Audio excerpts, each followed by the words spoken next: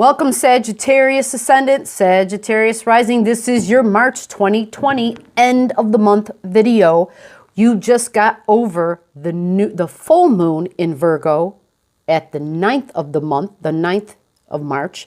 And at that time, there was a big T-square you were facing. I'm going to talk about that a little bit because that has everything to do with your new moon wishes. And that's what this video is going to dive deep in. The new moon wish, what to wish for and when to wish for it. And Sagittarius Ascendant, Sagittarius Rising, I'm extremely excited, like out of my skull excited for you guys, because there is also, we have grand Earth trine energy coming towards the end of the month, around the new moon time, and I'm going to give you the dates and the degrees, and this affects your money, but in a good way. I'm going to give you the degrees. If you don't have your chart, you just comment your stuff below. I will help you to figure that out. When is the good coming? How much? How big is it going to be? And I'm just, yeah, I'm thrilled. So let's go ahead and talk about the good and then talk about the friction also. There will be some stress and some tension towards the end of the month. We have Saturn merging from the last degrees of Capricorn going into the sign of Aquarius. And what is that going to feel like? And also there will be some supportive trines and sextiles and semi-sextiles. So there's a whole bunch of stuff to talk about. And I will just dive deep as usual. Let's get into the all astrology. All right, here we go, Sagittarius. Thank you for watching. Thank you for commenting. Thank you for your support. All right, let's dip into the metaphysicians. I want everyone who is a metaphysician to stand up. Metaphysicians are people who understand energy. They understand energy's cycles, and they understand how to work with it. It's no different than being a surfer, right? If you've ever surfed, you're in the ocean or wherever you're at, and you've got your board, and you see energy coming. You see the wave coming, right? This water force is coming. Well, you don't try to paddle and get up on it and surf toward the wave.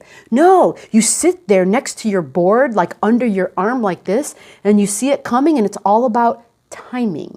The wave itself carries you to shore. Think about that, right? It's like, here comes this big eagle, and they kind of put their wing down for you, and they allow you to walk up on it, and they do the flying, and you are just there for the ride. Having dates and degrees and saying, do I want to ride the energy, or do I want to try to surf or swim against it, right? Surfers know, they wait, they listen to the reports. When are there going to be big waves? And when there's going to be big waves, they get their boards, they head to the beach, they head to the ocean, right? They're ready and they're waiting at right sunup. They're there. But they're listening to the weather because in their mind, I'm not going to show up at the beach if there's not going to be any waves. There's not going to be any energy, right? You don't go and sit in the ocean and wait like, where is it? When is it, right? No, that's the same thing with astrology. Why would you expect or wait for something unless you knew it was coming? Now, if you want to sit in the ocean waters and freeze, right? Not moving the whole time, sitting there waiting, wasting a whole bunch of time and wasting your own physical energy because you had this expectation. But why did you have the expectation, right? It made no sense. But if you can do this, if you can understand this, and even if you don't, you can comment your digits and I can help you to figure that out. It's an understanding of that energy. And that's what a metaphysician is. It's no different than a farmer. What is the farmer? The farmer is the one who follows the moon cycles. And why? Because they plant on new moon energy. Because that is a time when there is a building. It's a building time, right? It builds up to the full moon. They follow the energies. They follow the frequencies. They were and are metaphysicians. They understand energy, and they understand you can either work with it or against it. You get to choose. So we have a new moon. We have the energies right before the new moon occurs. And I'm going to give you some dates here. March 21st, March 22nd, March 23rd. Around this time, we have The 4 degrees in Cancer and 4 degrees in Capricorn. We have the South Node and the North Node. There's a video out that I posted. Actually, this is all part of your full moon video. If you didn't watch it, you're going to want to go watch that. It explains in depth this big T-square that I'm talking about right now. And it is a T-square of this North Node, the South Node, and Chiron. Chiron is in Aries at 4 degrees, all right? 4 or 5 degrees. These were being squared up. This tension, this stress, this frustration, days very tightly around the full moon. Now, as we get to the new moon energy toward the middle and the end of the month, we're still in the middle of it. The nodes don't move really fast. So for you, Sagittarius Ascendant, Sagittarius Rising, your Capricorn energy, your South Node in Capricorn is in your house of money, your house of your values, your income, okay? What you value. The the North Node energy in Cancer was in your 8th house, other people's energy, but not so much just other people's energy, but it's shared energy, right? So if you're married, you know, when you get married, you share money, you share living space. If you are, you know, you're sexually, you know, you're physically sharing energy at that moment, right? That's a good way of understanding the 8th house, because the 8th house is so much more than that too. It goes beyond the physical realm. It's a very emotional but deep, hidden emotional stuff. And it's a house of energy, literally, but not just in the realm where it's like, okay, I can perceive that that's fire and fire is energy, but I can also connect with another's energy, not in this realm, in a different realm altogether. In a realm I can't necessarily see. I may be able to perceive it because I can feel it, but I can't see it, right? This is the house of people of the occult. This is the house of astrology. This is the house of the medium. This is the house of connecting in with, you know, dead loved ones. This is the house of connecting in with spirit guides. So when we talk about the 8th house, it's how I merge with another's energy. And this is where you had these things happening, realizing you have Cancer in the 8th house. I know, I'm like, which one is the 8th? Which one is the 2nd? All you need to know is your 2nd house and your 8th house. So the 2nd house is my values. The 2nd house is our values, our resources. Get it? Our energy. You have Cancer in that house. So a lot of the change that's going on for you is this, my values as opposed to our values. And our values hit you right at the core. It hits you right at the core. Your Aries energy, right? The sign of Aries. I know I've got the V up for the horns. That is in your 5th house. And so the new moon happens there. Your 5th house at 4 degrees Aries. The sun is there as well. But Chiron is also there. And so that brings in this wound I've been talking about, the Chiron wound. And emotions, your Cancer energy, your Cancer North Node, emotions about shared energy, shared values, and your beliefs, your tangible, your Capricorn, your 3D world of what do I physically value? Like, this is my money. What do I value? All that has been squaring your 5th house of romance. I've heard some people, I've read some posts on Facebook where people are like, dating right now is crazy. It's like, I give up, right? And I often wonder when I read those posts, I wonder what their rising sign is, right? Because for Sagittarius Ascendant, Sagittarius Rising, there is this friction, this major friction going on where what I had fun at, right, or my Aries energy, being very assertive, being very almost childlike, loving laughter, very having the spontaneous laughter, probably loud, but probably at the same time, very, very risk-taking energy is what it is, because our Aries energy is young. It's not developed. It requires layers of thinking. It has to develop a maturity to it. And so I call it the fine wine.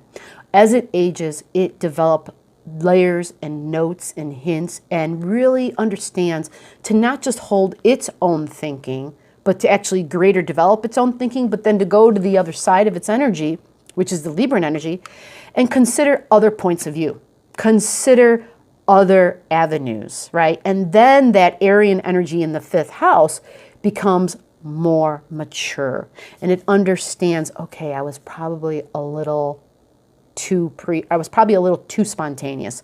I was probably a little too impulsive, because that 5th house, doing something that's new, right, would be very exciting and would almost feel kind of romantic. So person who's got Aries, this would be kind of a hard placement. Not everybody, but they tend to like people who are exciting and different and who seem very youthful and young and very fiery, who can be assertive. There's something about that they like, right? They have this take charge mentality to them, but it can be a trick bag, as my mom used to say, or my mom still says. It's a trick bag they put you in, right? Because you have there's this outward appearance, because again, that would be Aries energy too, a little impulsive by the physical appeal, body, right? Yeah, they look good, they're fine, right? They're this and that. And so there's this very strong attraction to that.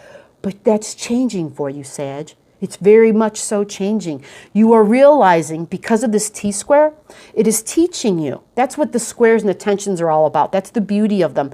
They teach us that what I used to think about what gave me joy, 5th house, full moon, new moon, 4 degrees, Aries, 5th house, what I used to have fun, what I thought was romantic, okay, what I thought I was willing to take a risk for, I realized that this whole 8th house, where my Cancer energy is and emotions, that's more important. Somebody who has shared emotional values with me. This is going to be the game changer for you. And when you grasp onto that more, you're going to be happier, because this is where the North Node is, the transiting North Node. It's in Cancer. So you're being asked to embrace that and to release the 3D tangible value of the Capricorn energy, which is really, it's this, what you value was based on a material wealth. It was based on the material world, the physical world, the body that looked fine as hell, right?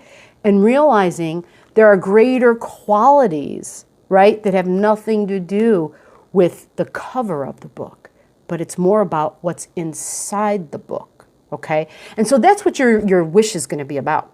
That is what your new moon intention. So you're going to, if you're the metaphysician, you're going to hone in on that. Now I'm going to give you the dates then where you're going to set your intention. But before I do that, I want to explain to you why this is such a powerful new moon. I want to explain the metaphysical energies, the universal energies that are present, okay? Metaphysical just means stuff that we can't see in the physical world, and that's astrology. That's the energies I'm talking about, okay? We have, the nodes are going to be at 4 degrees, okay? And the nodes in Cancer and in Capricorn, the Cancer energy is actually sending a semi-sextile to the 4 degrees Uranus energy in Taurus. They're both at 4, and that's a semi-sextile, which means your wish, your emotions can be grounded, and the 3D tangible Taurus energy can actually add legs to these emotions. It can actually make them more stable. It can say, you know what, you're right. This is important to me. And I want someone who can understand that in my life. I want someone who can grab a hold of this and say, you know what, I have that same value. This is an emotional thing for me too. And that could be tricky, right? That could be a big thing, because there are a lot of people, especially for females, where it's hard to find a male-like energy where they are willing to look at their emotions and hold on to them and see that there's this nurturing aspect that is important, right? And that's family, right? That's very important. Family, sign of Cancer, mom, family, home, right? So we get support from Uranus at 4 degrees Taurus. At the same time, we have Mercury at 4 degrees in Pisces energy. Now, Mercury in Pisces is sending a sextile to that Uranus energy. So there's like this sextile, this semi-sextile. It's like it goes all around your chart. So for you, that Mercury is in your 4th house. You have the Piscean energy in your 4th house. Now, Mercury being there is now moving forward. It already did its retrograde. It's now moving forward. It got the information it needed back in the Aquarius energy. And it's learning how to develop more of the other realms, right? It's learning how to grasp onto faith. It's learning to hold onto something that it can't see and to say, you know what, I'm going to keep on persisting with this wish, with this hope, with this dream, because it can come true. And that's what Mercury does. It supports this. We also have additional energy. Grand Earth trine time, right? For some of us, depending upon, I want you to look at your chart, look at your Earth signs, all right? What is Earth? Capricorn, Virgo, Taurus. Look for these degrees, 23, 52. Actually, how about this? The degrees from 21, 22, 23, 24. We have Mars there, we have Jupiter there, we have Pluto there. They're all in Capricorn at those degrees. So this is around March 22nd, March 23rd, okay? Your new moon wishes, the new moon happens on the 24th. Depending upon where in the world you live, it could be like the butt end of the 23rd to 24th, but you're basically going to go by the degrees. Again, just pull up your chart, check it out. If you don't know how to do that, comment your stuff below. I will help you out. We are then looking at setting our intentions after the moon has moved a little bit, right? So later in the day, I want the moon around 15 degrees in Aries. It'll be more comfortable. It won't be, you know, it was, when it's at 4 degrees, it's conjunct Chiron. Chiron is emotional because it's our deepest emotional wounds. I already talked all about that. I gave you the understanding as to what that is in case you needed clarity. What you're going to do is embrace that. Be aware and grow. Don't push it away and hide it. Use it as part of your new moon intention. Take that energy, take that hurt. Remember, emotions are energy. And the more emotions you can put into a new moon, and understanding all the supportive energies that I just explained with the degrees, combining it, right? It's like being in a kitchen and putting all these ingredients into this pot, combining your emotion and your intention and this new knowledge, your wish can come true. Remember, the new moon is planting seeds. Grand Earth trine. Look at your Taurus energy for those degrees, 23, 24, 22, 23, 24 degrees. Look at your Virgo energy. If you have something there, it means you have a Grand Earth trine coming. Now, here's the part for Sagittarius risings, Sagittarius ascendants that I'm excited about. You have Earth, well, it doesn't mean you should have, but you very, very likely could have all your Earth energies in the houses of money, in the houses of resources. So I'm looking at Capricorn energy in your 2nd house, if you're a Sag rising. I'm looking at your Taurus energy in your 6th house. This is your work, okay? That's our job, J-O-B. Your Virgo energy is in your 10th house. This is your career. This spells money. This spells income. If you have a Grand Earth trine, expect something big, which means could be a new job, could be a raise, could be a promotion. Yes, we're also at the time where we're all getting money back from the government if we file taxes, right? But it's in your money houses. It's in house number 2, house number 6, and house number 10. These are the houses of how I make a living. If you want clarity on any of this, just comment your digits in below. I will help you refine your vision. I will look it up and I will look and see, oh my God, you got something coming. You know, I'll at least help you to be realistic in your expectations. I hope this has helped Sagittarius rising. I hope this has put some light upon your path. Thank you.